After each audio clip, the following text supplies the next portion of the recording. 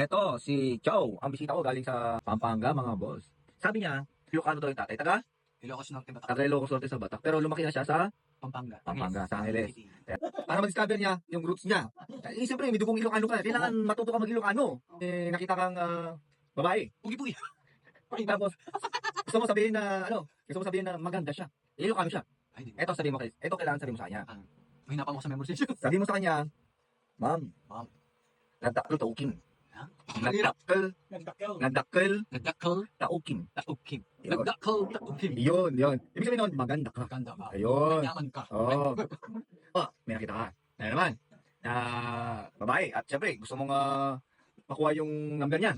Gusto mong makilala kung taga saan siya, mga ganun. Sabi mo, si Ilocano, Miss, Is. kanan kaman. Kanan ka man. Yun, kanan kaman. Manyaman ka. Kanan ka man. Kanan kaman. Yun. Parang ganun po sila. Pero sige. Dahil sinuro mo ako, maniling ka. Kanan kaman. Yun. Kaman. Sigurado yan, sasagot yan. Manyaman ka man. Oo, ganun. Tapos, pag pakilala mo naman yung sarili mo na, sabi mo na, bronze ko ako, malaki katawan ko, ganun. Sabi mo naman, nakul tibutok, ganun. Nakita butok. Nakita butok. Yun. Ibig sabihin nun, malaki katawan mo. Muscle, nakul tibutok. Nakita butok. Yun. Huwag mo kalimutan Huwag mo kalimutan yan, ha. Pag may makita ka, Ilocana, dapat sabihin mo yun.